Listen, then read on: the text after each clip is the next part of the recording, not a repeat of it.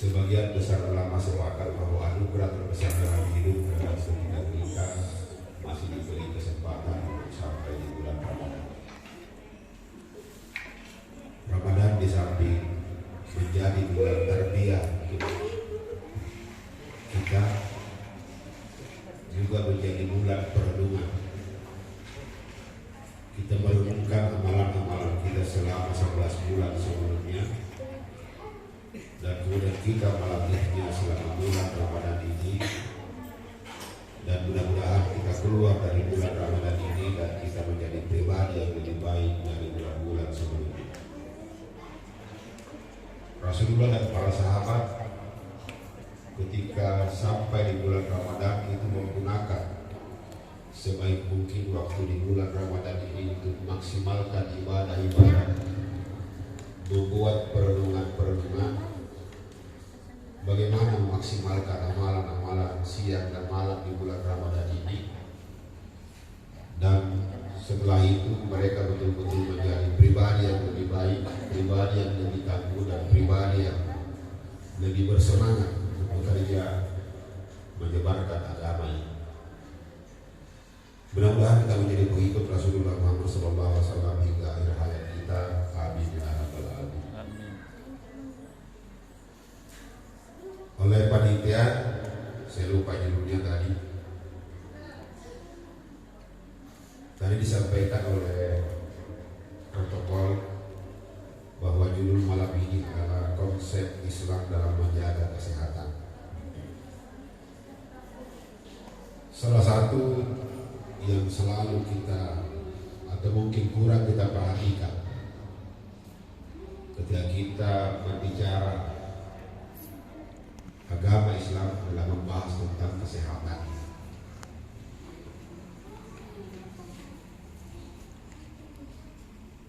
Padahal kalau kita membaca buku fikih, bab pertama adalah bab tentang tarawih. Kaitannya dengan menjaga kesehatan oleh Rasulullah SAW dan para sahabat, waktu terbaik untuk mengobati tubuh kita atau menyehatkan tubuh kita adalah selama bulan Ramadan ini.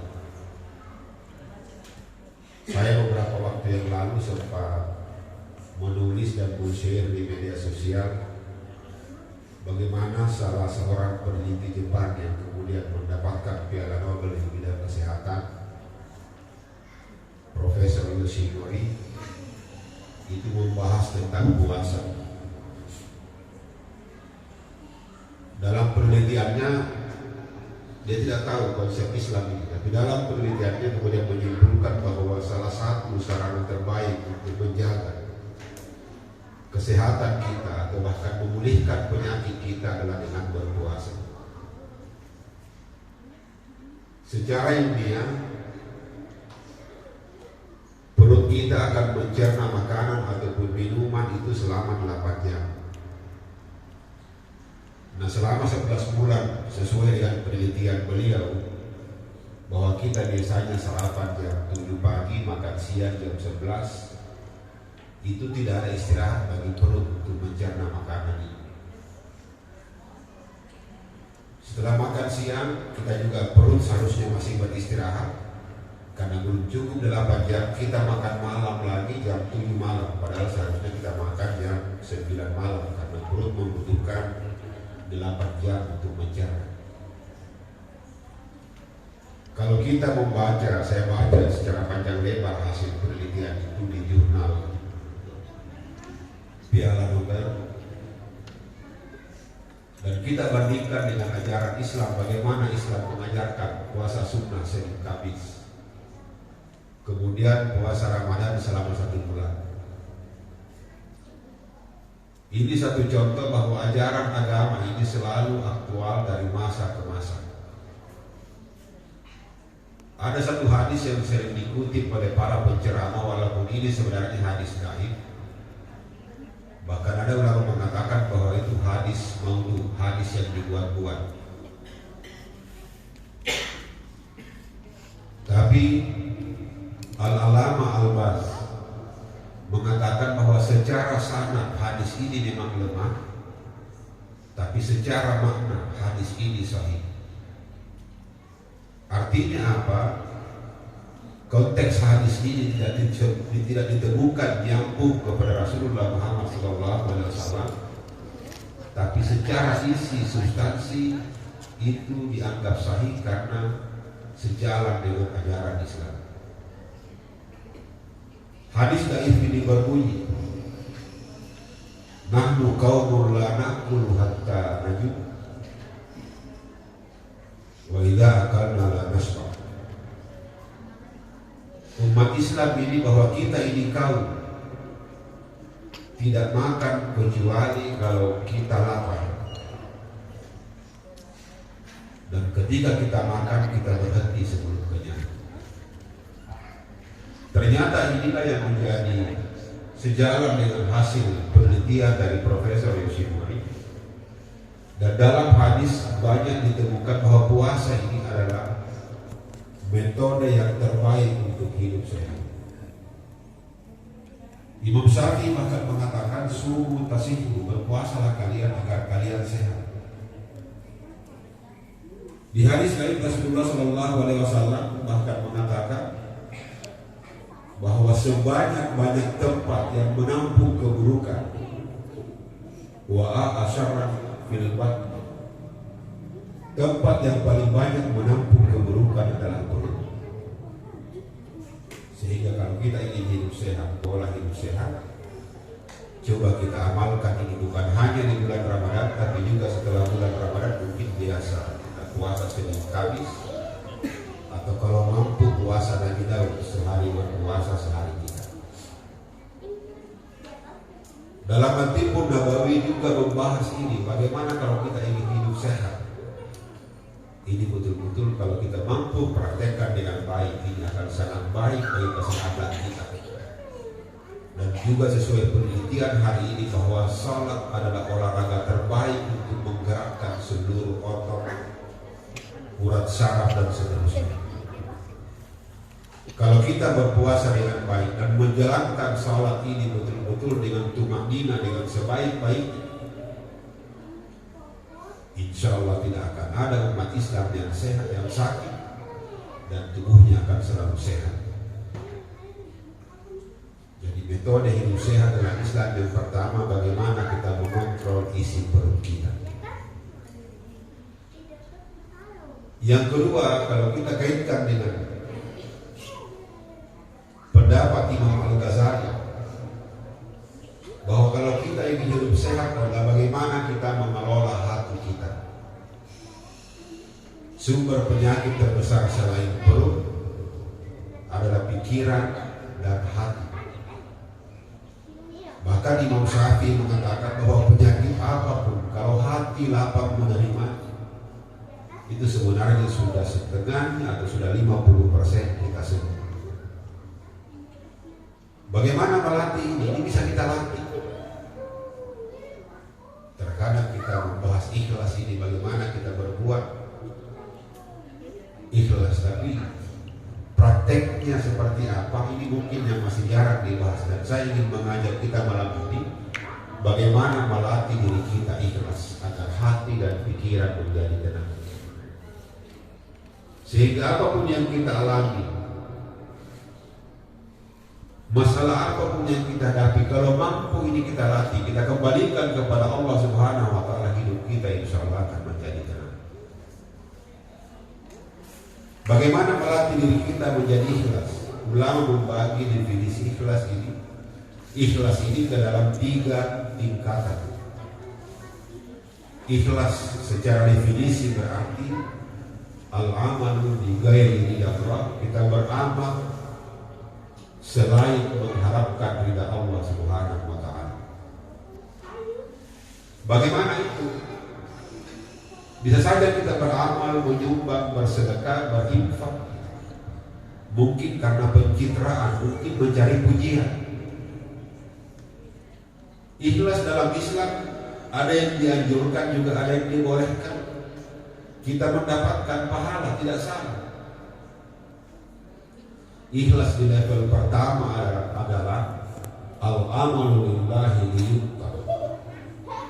Kita beramal kepada Allah atas nama Allah, mencari ridha Allah, tapi mengharapkan balasan duniawi.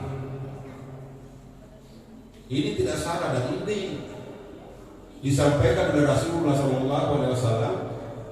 Misalnya bersedekah itu bisa memperpanjang usia, bersedekah bisa menyembuhkan penyakit.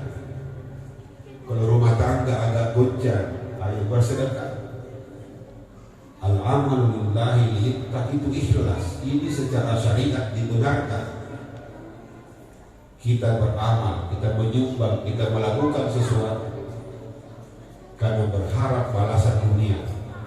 Itu didapati dalam agama kita. Tapi itu ternyata hanya ikhlas pada level yang pertama. Bagi kita seorang muslim tentu ini tidak cukup. Kita harus naik di level yang kedua. Bagaimana ikhlas di level yang kedua? Di level yang kedua adalah al-amalu lillahi liyu'ta wa raja'a bil jannah wal bu'da lin-nar. Kita beramal melakukan satu kebaikan, tetap kita berharap balasan dunia, tapi juga berharap balasan akhirat. Misalnya kita menyumbang pembangunan masjid, tentu berharap pahala, berharap mendapatkan surga, dijauhkan dari api neraka. Mungkin penghapus dosa kita, itu ikhlas pada level kedua. Sudah ada harapan adanya balasan dunia dan adanya balasan akhirat.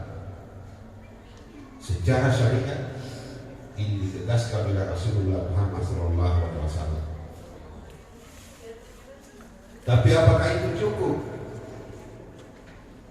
Tidak cukup kalau kita ingin meningkatkan keimanan kita, kita ingin membangun kepribadian kita menjadi pribadi yang lebih baik. Tentu itu tidak cukup. Ada ikhlas tertinggi. Ikhlas tertinggi sesuai definisi ulama adalah al-amal lillahi kal-abdi atau kal-makhluk.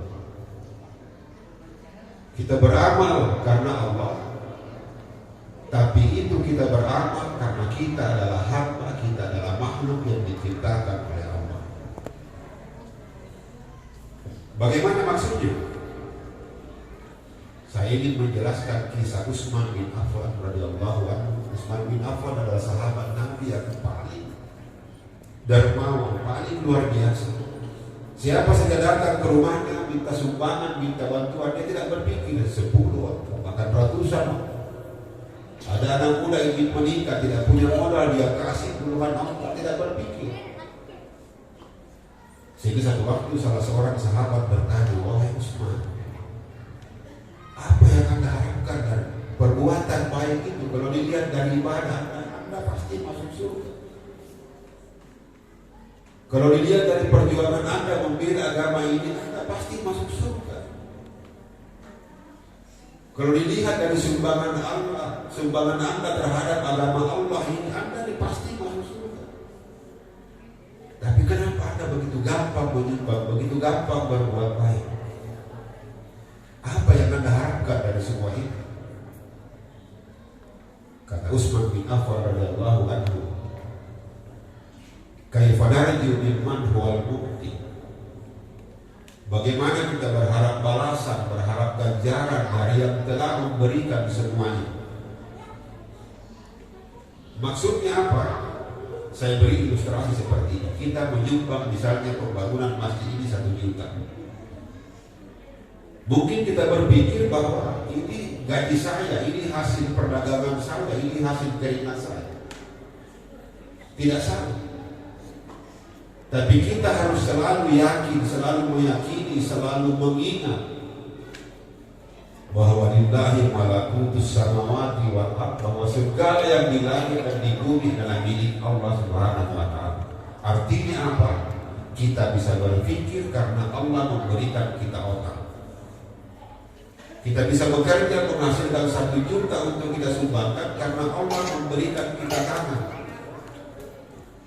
Sehingga setiap kita melakukan sesuatu kebaikan haruslah selalu kita ingat bahwa bahwa segala sesuatu yang di langit dan di bumi adalah milik Allah Subhanahu wa Ta'ala, sehingga kata Utsman bin Affan, akan sangat tidak elok, tidak nyaman, tidak etis kalau saya masih meminta balasan kepada Allah Subhanahu wa Ta'ala. Coba kita latih, kita berbuat baik, kita menyumbang, kita membawa makanan minuman untuk berbuka puasa, kita bahasakan dalam hati kita, ya Allah, karena Engkau memberi saya kesehatan, saya mampu membuat makanan dan minuman ini untuk saya bawa ke masjid untuk dijadikan berbuka puasa bagi yang berpuasa. Kita menyumbang pembangunan masjid, kita diangkat dalam hati, ya Allah, saya menyumbang ini 100.000 karena Engkau memberikan saya tangan untuk bekerja di kebun, mengumpulkan jambu mente misalnya, sehingga mampu menyumbang rumahku, ya Allah. Jangan berharap apa-apa lagi. Kita melatih keikhlasan tertinggi. Mudah-mudahan kita menjadi hamba yang ikhlas dan betul-betul menyadari bahwa segala sesuatu itu milik Allah. Makanya dulu kenapa acara buka puasa itu disebut dengan Maidatul Rahmah, perjamuan Allah. Jangan dianggap sepele ini membawa makanan atau kue, minuman untuk berbuka puasa. Kenapa disebut Maidatul Rahmah atau perjamuan Allah? Karena yang berpuasa itu adalah kekasih Allah, tamu-tamu Allah, di mana Allah sendiri yang berjanji akan memberikan ganjaran bagi orang yang berpuasa. Sehingga ketika kita memberikan buka puasa kepada orang yang berpuasa, pada hakikatnya kita menjamu tamu-tamu Allah, kita menjamu kekasih Allah, dan itu pahalanya sangat luar biasa. Sahabat Nabi dulu itu berlomba berkeliling kota Madinah mencari siapa yang bisa dia berikan makanan minuman untuk berbuka puasa. Seandainya masjid mungkin tidak mengatur jadwal berbuka puasa, ini siapa yang akan membawa makanan minuman ke masjid?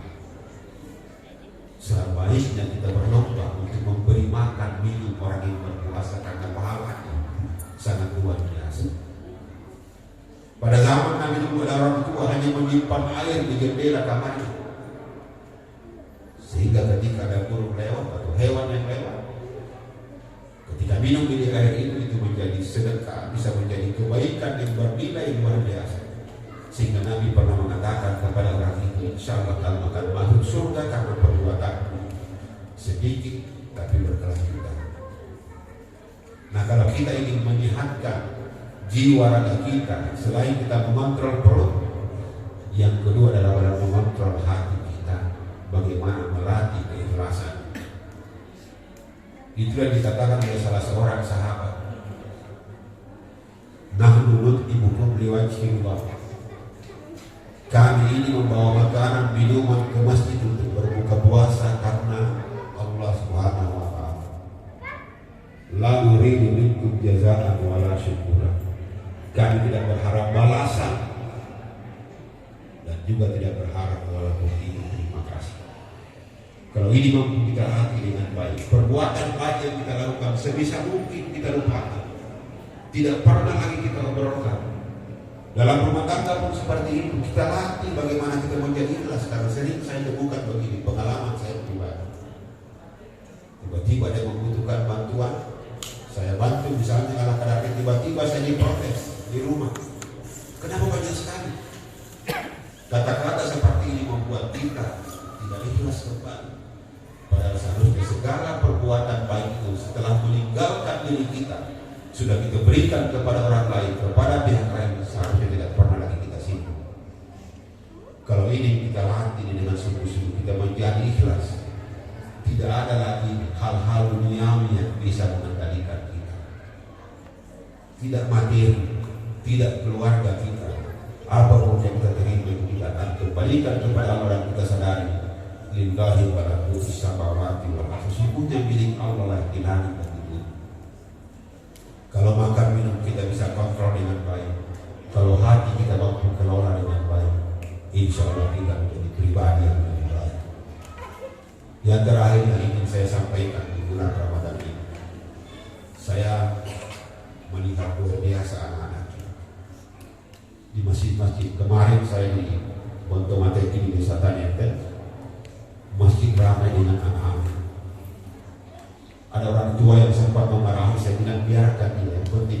salat sedikit-sedikit diberi pemahaman.